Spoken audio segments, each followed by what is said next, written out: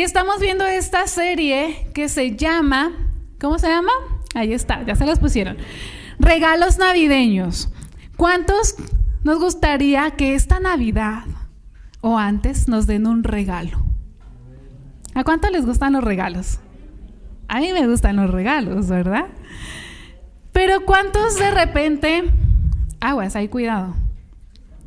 Pero ¿cuántos de repente nos han dado un regalo como que dices, híjole, no era de mi talla? ¿Les ha pasado eso? Y a veces, híjole, me regalaban chocolates y yo no ni come chocolates, ¿verdad? A mí me pasa eso cada año. Yo no como chocolates y pues mi esposito le toca comerse todos los chocolates, ¿verdad? Y a mí no. Pero a veces recibimos regalos que son muy hermosos, ¿verdad? Que nosotros decimos, ay, era lo que esperaba. O a veces no tanto, pero somos agradecidos, ¿verdad que sí? ¿Y qué pasaría si, por ejemplo, el día de hoy yo te regalo mirra? ¿Qué dirías? Ok. ¿Saben lo que es la mirra? Tal vez algunos no saben ni qué es mirra, ¿verdad? Entonces, vamos hoy a aprender de esos regalos que los sabios, mejor conocidos hoy en día como los Reyes Magos, que la semana pasada mi esposito explicó todo este tema, ¿verdad? De los Reyes Magos, en realidad eran sabios. Entonces, vamos a ver hoy el segundo regalo, uno de los 3 regalos que le dieron a Jesús. Y quiero antes hacerte una pregunta. ¿Tú cómo te imaginas que fue esa llegada de los sabios a entregarle esos regalos a Jesús? ¿Cómo te imaginas? Tal vez, no sé, yo me imaginé como la casa de la abuelita, ¿verdad? Yo llegaba a la casa de la abue y ahí estaba el nacimiento. ¿Y qué había alrededor del nacimiento? ¿Qué? Animales, ¿verdad? ¿Qué otra cosa? Pastores, ¿verdad? Y uno trae esa imagen, ¿sí o no? Uno trae esa imagen en la mente de que Jesús estaba en el pesebre. Un pesebre, ¿saben cómo era? No es como ahorita lo pintan, ¿verdad? Como lo ponen en los nacimientos. Un pesebre era donde el ganado iba y ahí comía, tomaba agua de esos. ¿Sí los han visto esos grandotes? Eso era un pesebre. Era donde Jesús fue que lo pusieron. Entonces, nosotros nos imaginamos que la llegada de los sabios fue así. Yo me los imaginaba así con sus túnicas brillantes. ¿Quién se los imaginó igual que yo? Con una corona, y otro llegó en un elefante y otro en el camello, ¿verdad? Pues no fue así. Nada de eso fue así. Es algo que las tradiciones han llevado y todavía hoy en día seguimos con esas tradiciones y hasta uno pone el nacimiento, ¿verdad? Bueno, yo no lo hago, pero vaya a la casa de la abuela y ahí está el nacimiento. Y uno se lo imagina de esa manera.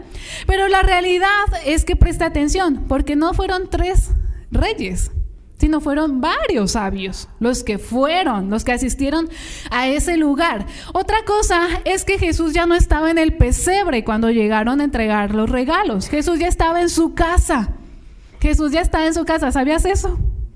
Jesús ya estaba en su casa, no estaba en el pesebre. Otra cosa, Jesús no era un recién nacido. Jesús tenía, los eruditos dicen que él tenía alrededor de 18 meses, aproximadamente 2 años. Entonces él ya no era un bebecito, no era un recién nacido, ni estaba en un pesebre, ya estaba en su casa y tenía alrededor de 2 años. ¿Alguien sabe lo que es tener un niño de 2 años? Complicado, ¿verdad? Es complicado. Yo me acuerdo con Johnny, hay que estar atrás de él. Él ahorita ya tiene 3 añitos, pero hace ratito me hablaban una persona de allí de librería y me decía, pastora, y Johnny corriendo hacia allá y yo, espérame tantito, ya voy corriendo atrás de él, ¿verdad? Y gritándome en el baño, mamá, ya terminé, mamá. Y hay que estar atrás de ellos, ¿verdad? Entonces Jesús tenía aproximadamente 2 años cuando fue que llegaron los sabios, porque cuando los sabios se enteran de su nacimiento, entonces ellos tienen que recorrer una larga cantidad de kilómetros para poder llegar. Imagínense desde dónde venían. Dice la palabra que venían desde lejos. Entonces, por eso Jesús ya tenía sus mesecitos, ¿verdad? Dice Mateo 2:10. Al ver la estrella, se regocijaron mucho. Cuando entraron en la casa, vieron al niño con su madre María. Vemos aquí que cuando entraron, ¿a dónde? A la casa. Vieron al niño con su madre María y postrándose ante él lo adoraron. Luego abrieron sus tesoros y le ofrecieron, ¿qué le ofrecieron? Acompáñenme, ayúdenme. Oro, incienso y mirra. Estos 3 regalos, presta atención, pero estos 3 regalos estaban simbolizando lo que sería la vida de Jesús. A veces uno no lo reflexiona de esa manera, pero estaban profetizando, estos sabios estaban profetizando en lo que se convertiría Jesús. El oro, el incienso y la mirra profetizaba lo que sería la vida de Jesús. Vamos a orar, cierra tus ojos. Señor, te damos gracias por este tiempo. Sabemos que tu presencia es la que está en este lugar y hoy te damos la bienvenida, Señor. Gracias porque tú estás hablando a nuestro corazón. Gracias por lo que vas a hablar y porque sabemos y confiamos, Señor, que tu palabra es viva y es eficaz. Nosotros queremos transmitirla a los demás, a aquellos que te necesitan, y no solamente quedarnos con tu palabra, sino expandir tu palabra a toda lengua y nación. Te damos gracias, Señor, en el nombre de Jesús. Amén. Muy bien, entonces la semana pasada mi esposo hablaba de lo que significaba el incienso. ¿Quién vino la semana pasada? ¿Sí? ¿Recuerdan lo que significaba el incienso? ¿Qué simbolizaba el incienso? Nos mostraba a Jesús como nuestro gran sumo sacerdote. Nos mostraba eso. ¿Qué era el incienso? Hoy en día lo conocemos como una varita que aromatiza, ¿verdad? Le prendes con un encendedor y empieza a aromatizar. El incienso se extraía de un aceite puro y muy costoso, con mucho valor. Entonces era como una masa dura, eso era el incienso, y ellos lo preparaban de esta manera. El día de hoy vamos a hablar de lo que es la mirra. Y la mirra era un regalo con mucho valor también. Incluso en la Biblia nos muestra que se usaba la mirra de 17 diferentes maneras. Imagínate, 17 diferentes maneras. Y la mirra era una textura como parecido a una goma de mascar. Como parecido a eso, ya cuando la han mascado. ¿Sí? Era parecido a eso. Entonces, ¿para qué servía la mirra? La mirra era un antiséptico. La mirra ayudaba a quitar los malestares cuando los combinabas con vino. Incluso, por ejemplo, cuando Jesús, vemos que él va cargando la cruz, se acerca a alguien a ofrecerle algo de beber. ¿Se acuerdan de eso? ¿Sí?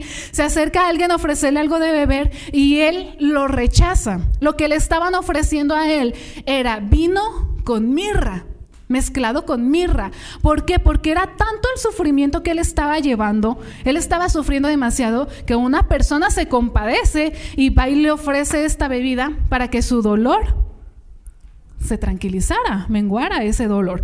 Entonces era un antiséptico. En este caso Jesús no lo quiso aceptar. ¿Por qué? Porque él sabía cuál era su propósito.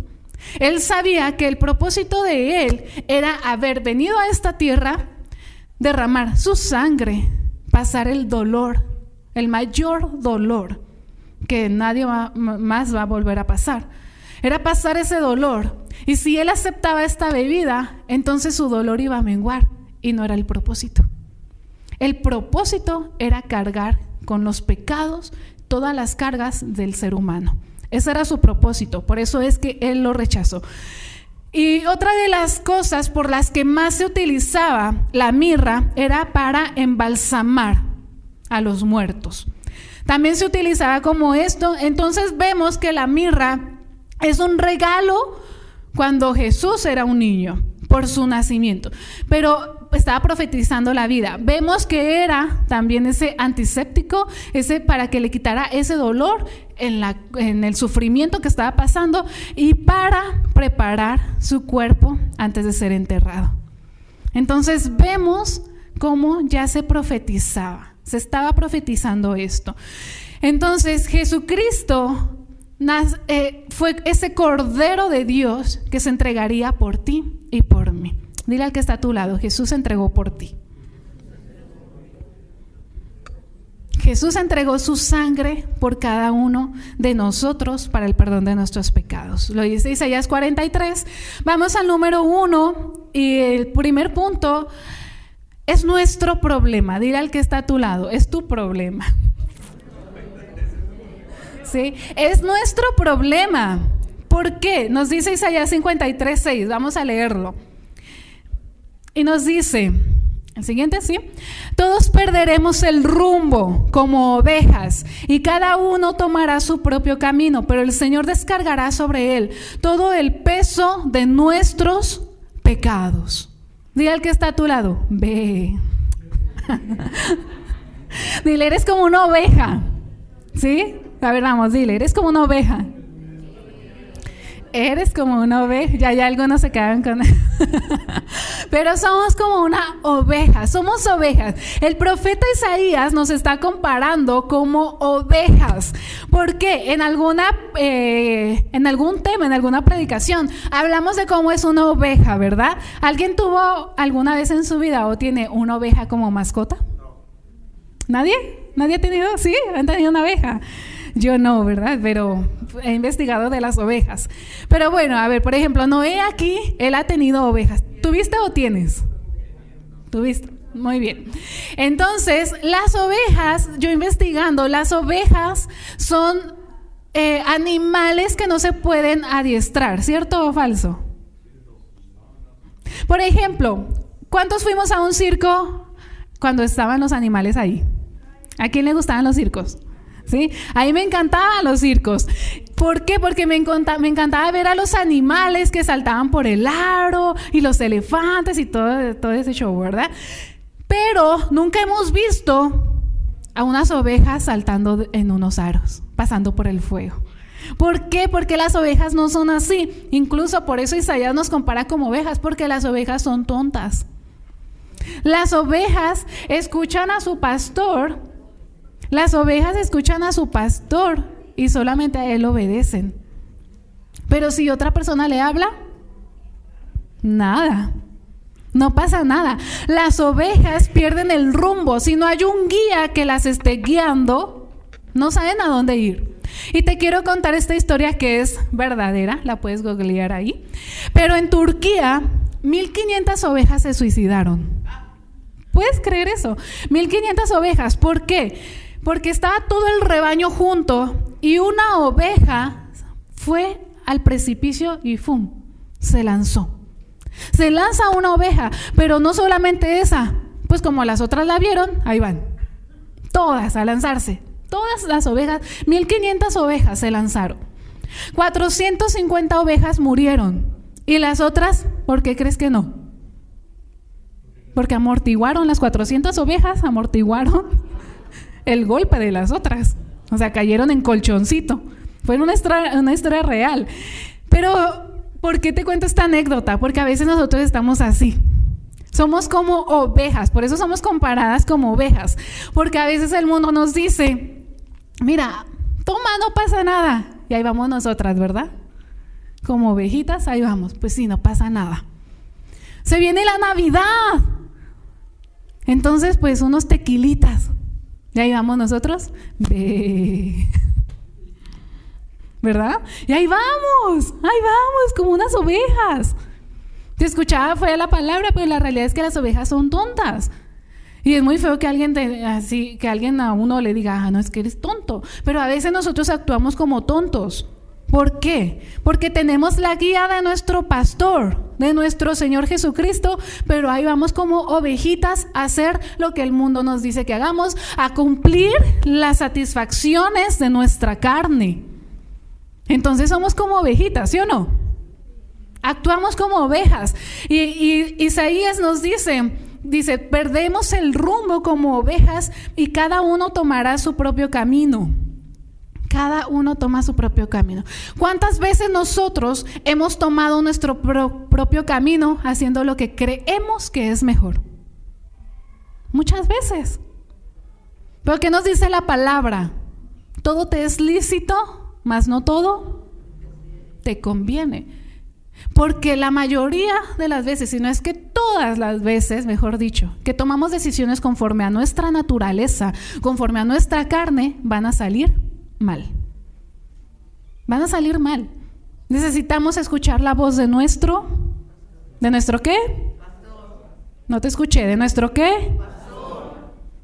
La voz de nuestro pastor. Nos hemos desviado.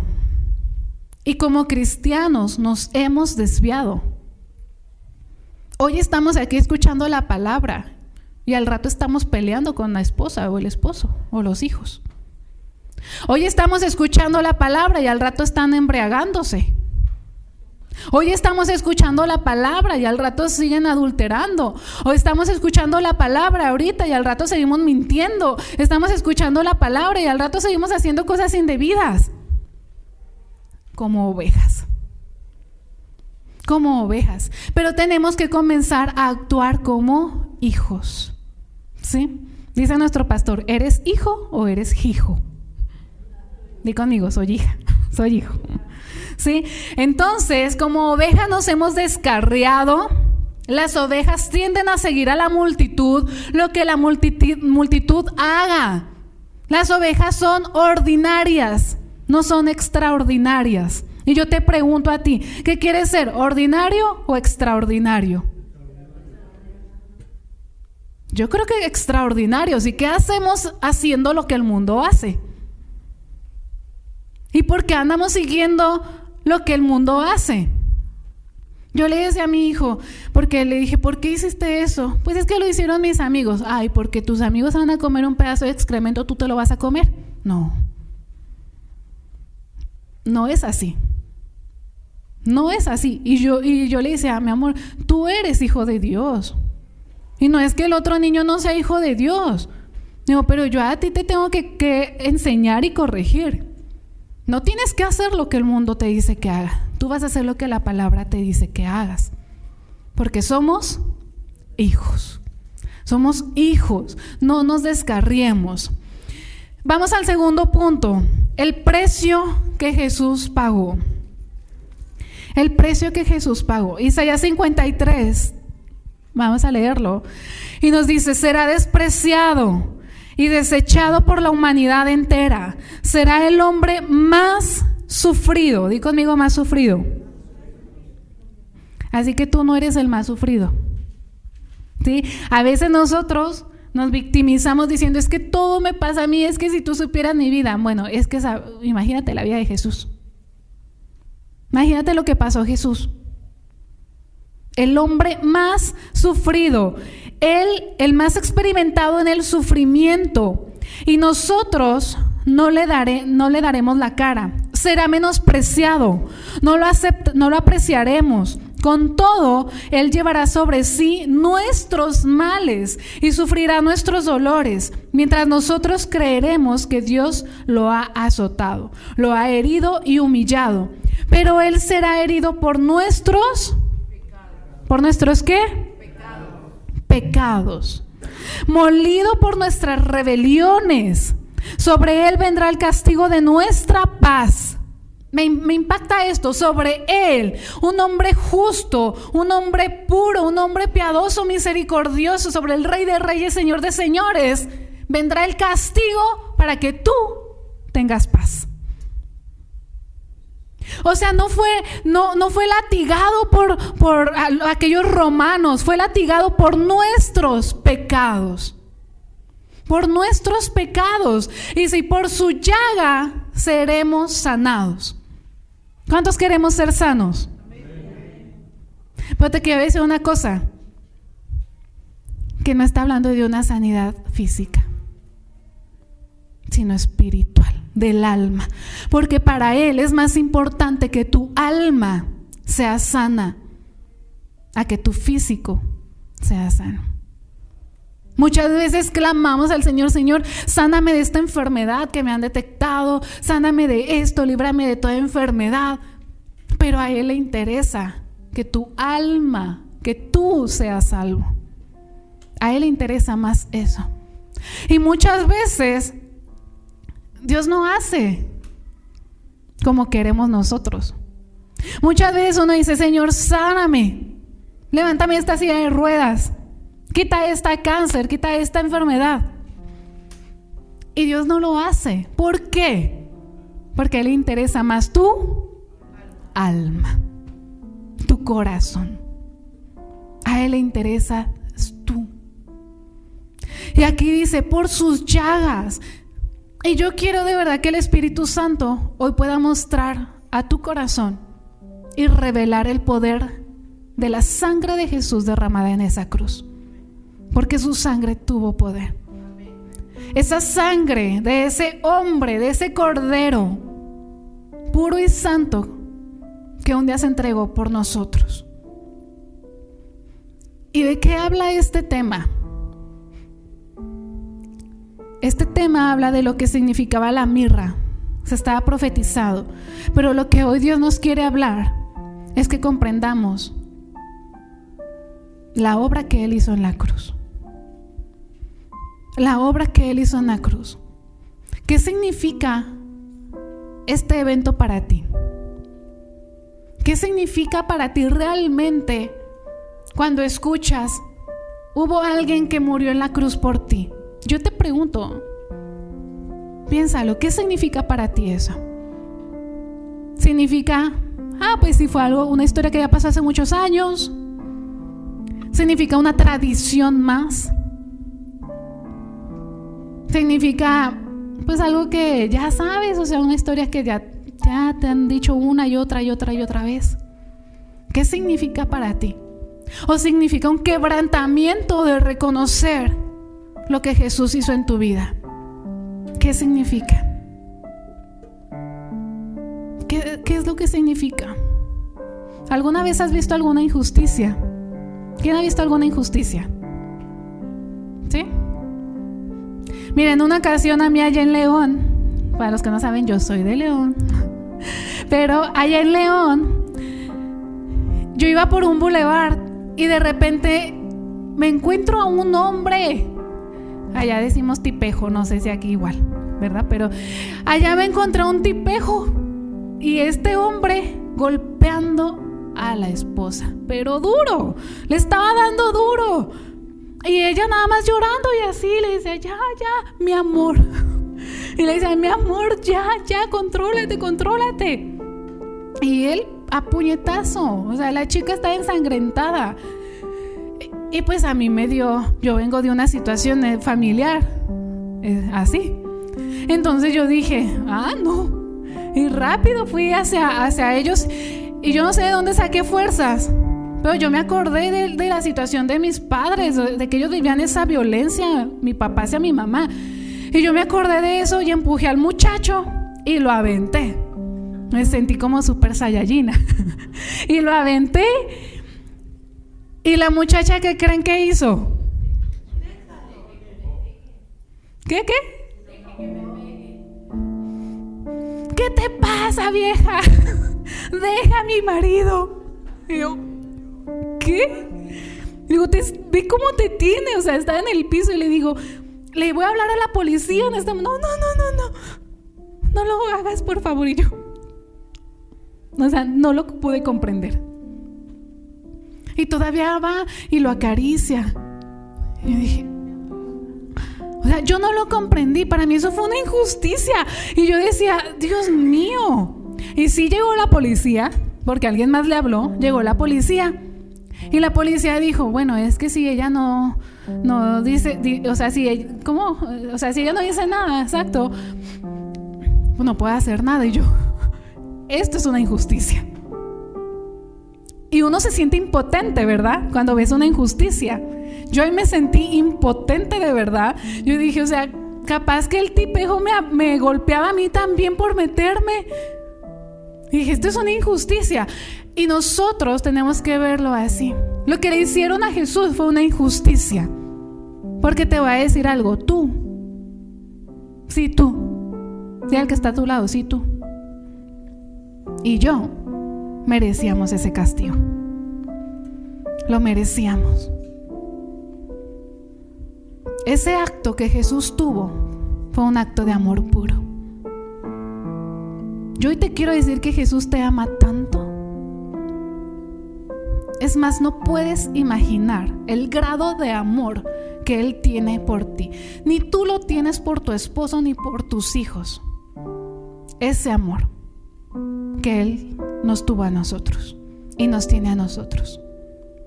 Yo quería conseguir carne molida ayer, pero ya no alcancé por el horario. Pero todos conocen la carne molida, ¿no? La palabra de Dios dice que su carne quedó como esa carne molida. Imagínate eso.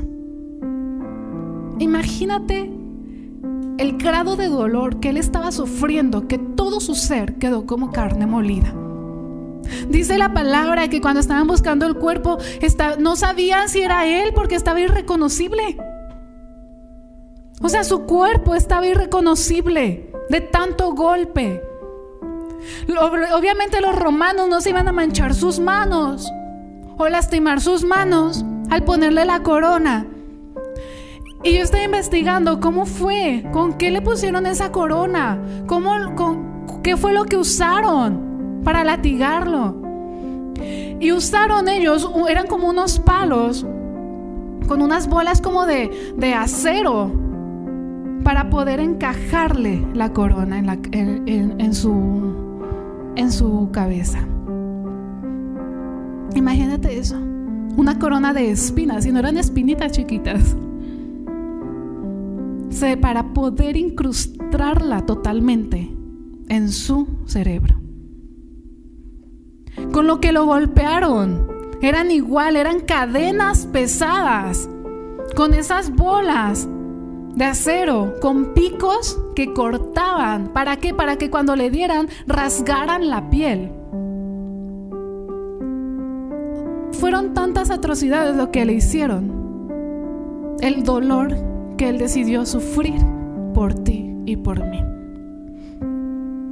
Lucas 9:22 nos dice: también les dijo, es necesario que el Hijo del Hombre padezca muchas cosas, que sea desechado por los ancianos, por los principales sacerdotes y por los escribas, y que muera y resucite al tercer día. Que sea desechado, que sea rechazado.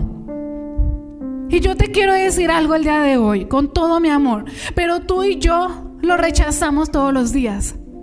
Lo desechamos todos los días, aquel que entregó su vida por ti. Lo desechamos porque abrimos la Biblia y nos da flojera leer la Biblia. Estamos rechazándolo. Lo rechazamos porque abrimos su palabra y nosotros empezamos a leerla y dice, y debes de ser obediente, que mi palabra no se separe de ti. Pero no nos interesa.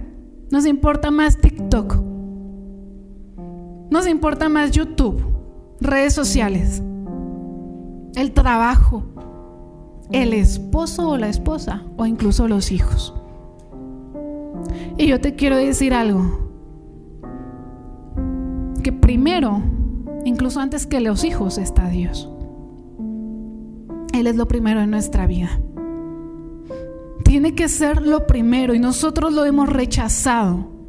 Nosotros lo hemos desechado. Y dice, por los principales sacerdotes y por los escribas, y que muera y resucite al tercer día. Nosotros mismos como cristianos lo rechazamos. ¿Y sabes por qué? Porque se viene la Navidad y se supone que tenemos que estar. No fue ni cuando nació Jesús. No se sabe con exactitud cuándo nació, pero se ha investigado un poquito por algunos teólogos que tal vez fue septiembre, pero no se sabe. Pero en diciembre, 24 de diciembre, celebramos un nacimiento. Y la realidad es que nosotros lo rechazamos, porque a veces en nuestra mesa duramos horas preparando la cena. Y como nos tuvimos que levantar temprano para preparar la cena, pues no tuvimos tiempo de devocional. Llega la hora de la cena, ¿y qué es lo que está en medio de la mesa? Una botella.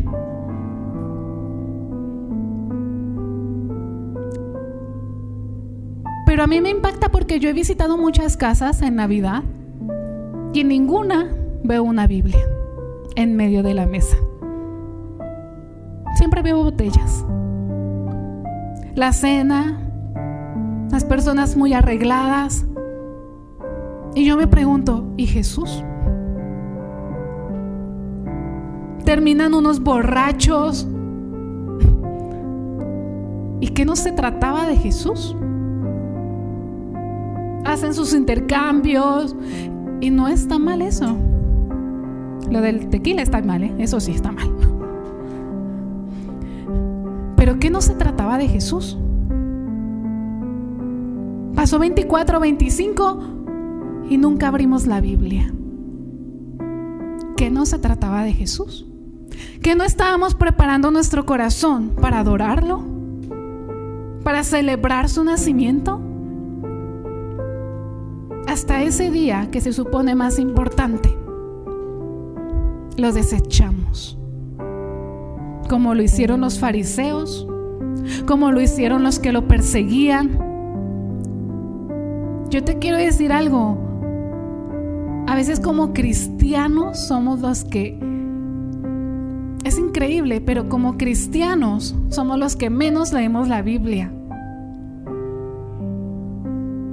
Por ejemplo, veo a los católicos y podrán hacer un chorro de cosas, pero antes de irse a su fiesta, emborracharse y lo que sea, se van al templo a dar gracias.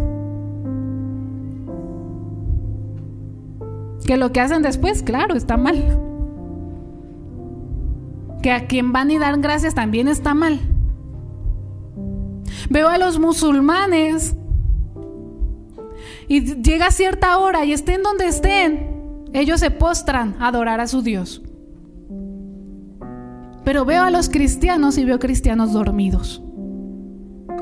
Veo cristianos que se supone seguimos a Cristo, que se supone conocemos la verdad, y somos los primeros que estamos tomando vino, somos los primeros que no leemos la palabra, somos los primeros que estamos haciendo todo lo contrario. Todo lo que decimos que no debemos de hacer, somos nosotros los que lo hacemos. Y no se trata de eso. Y el número 3, experimenta la vida eterna. Jesucristo dio su vida por nosotros para que podamos experimentar una vida eterna. ¿Cómo te puedes dar cuenta de que sigues siendo esclavo? ¿Cómo te puedes dar cuenta de que no hemos aceptado ni comprendido el poder de la cruz? ¿Cómo nos podemos dar cuenta? No leemos la Biblia, no tenemos tiempo de devocional, no adoramos, amamos más a otros o a nuestra familia que al mismo Dios que te dio tu familia. ¿Amas más el cómo te va a quedar una cena navideña? ¿Te enfocas más en qué vas a vestir? Ahí nos damos cuenta de que somos cristianos dormidos. ¿Cómo estás viviendo tu vida? Jesucristo en esa cruz te compró a precio de sangre. Eras esclavo, éramos esclavos, nos compró, pero no para volvernos esclavos de Él, sino para darnos libertad. Y seguimos viviendo como esclavos. Y seguimos ahí. Lucas 9:23 nos dice, y a todos les decía, Jesús está hablando y dice, les decía, si alguno quiere seguirme. ¿Cuántos seguimos a Jesús realmente? Levántame tu mano. Si alguno quiere seguirme, niéguese a sí mismo, tome su cruz cada día y sígame. Niéguese a sí mismo. ¿Qué quiere decir? Muere a ti mismo, muere a tus placeres. Porque como ovejas, uno busca el placer, lo que uno necesita, lo que uno quiere. Uno va buscando lo que el mundo te está ofreciendo, pero nos dice, muera a sí mismo. Si queremos seguir a Jesús, necesitamos morir a nosotros mismos. Y eso no es una desgracia. Eso no es una desgracia. Eso es una bendición y es un privilegio. Jesucristo no es un pasatiempo más en tu vida.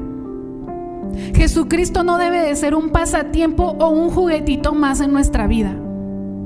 Jesucristo tiene que ser nuestro Rey, nuestro Señor.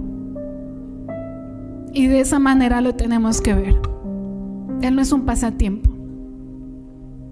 Y que esta Navidad, desde ahorita, si tú ya tenías otros planes de no sé, más materialistas, tal vez sería mejor que empieces a hacer planes de qué libro de la Biblia vas a leer ese día, de con qué canciones lo vamos a adorar. Es que va a estar el tío que es ateo, que no somos luz. Mateo 5 lo dice. Somos luz y sal. A ellos no les da pena emborracharse delante de nosotros, y a nosotros sí nos da pena hablar de Jesucristo. No lo comprendo. Comprendamos la obra perfecta del nacimiento de Jesús y la entrega que Él hizo en la cruz para darnos salvación. Para darnos salvación. Cuando tú y yo reconocemos que somos salvos, comenzamos a vivir en libertad. Yo de verdad me encantaría poder ir a las casas de todos ustedes ahora en Navidad. No voy a ir. Pero me encantaría ir a sus casas con un propósito, ver cómo están adorando a nuestro Señor. Porque somos familias y como padres deseamos ver a nuestros hijos haciendo siempre lo correcto. Y yo sería la persona más afortunada el verlos a ustedes y a sus familias adorando al Señor, exaltándolo. No lo voy a hacer, pero papá Jesús sí los ve. Y es más importante que Él los vea. ¿Qué vamos a hacer con nuestra vida? ¿Qué vas a hacer con tu vida? ¿Vas a seguir igual? ¿Vas a terminar este año igual e iniciar el siguiente año igual o peor? ¿Qué vas a hacer con tu vida? ¿Qué decides hacer? ¿Ser agradecido, un hijo agradecido o un hijo mal agradecido? Eso es decisión tuya. Pero en mi corazón yo clamo al Señor para que todos podamos vivir en libertad. Ponte sobre tus pies.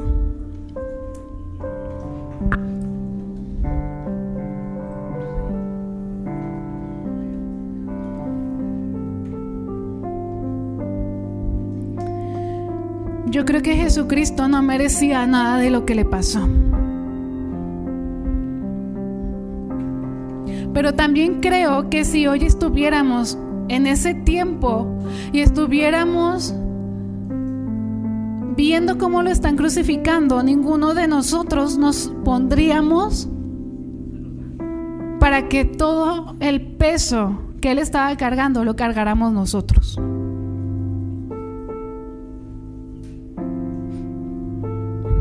Pero amado, es el tiempo.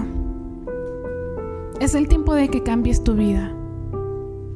Es el tiempo de que comprendas el valor y el amor tan puro y tan perfecto que nuestro Padre nos regaló. Cierra tus ojos. Papá, hoy te doy gracias por la vida de cada familia. Yo hoy quiero, Señor, con todo mi ser clamo a ti. Conoces nuestro corazón y hoy clamo a ti con todo lo que soy para que podamos entender todo tu pueblo, el poder de la obra que hiciste en esa cruz. Señor, que el tener vida, que el estar en esta tierra se trata de ti y es para ti, que todo lo que hacemos es para ti.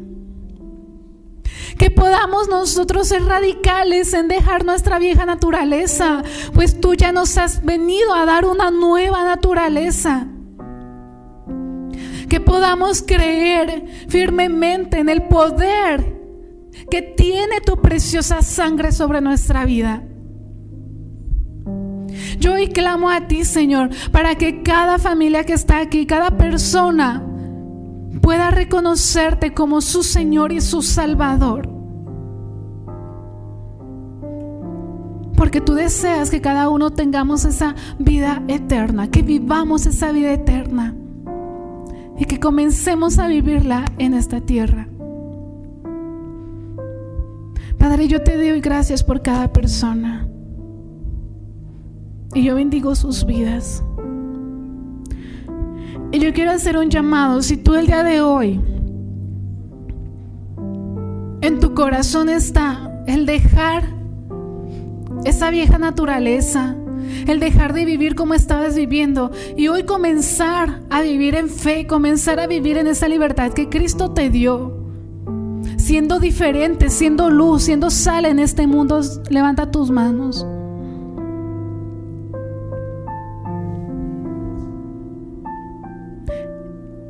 Y dice su palabra: ven a mí, clama a mí y yo te responderé. Si tú eres esa persona que hoy dices, yo quiero mi vida transformada, comienza a hablar con Él. Y con tus palabras, comienza a decirle: Señor, hoy me entrego a ti. Perdóname si te he fallado, perdóname si no he reconocido, si no le he dado el valor a esa obra que hiciste. Perdóname si he amado mal las cosas del mundo, incluso a mi familia antes que a ti. Perdóname si he decidido quedar bien con el mundo antes de que agradar tu corazón. Vamos, habla con Él. Pero hoy decidimos entregar nuestra vida a ti.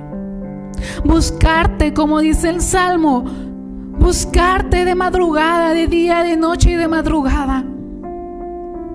Acercarnos a ti todos los días.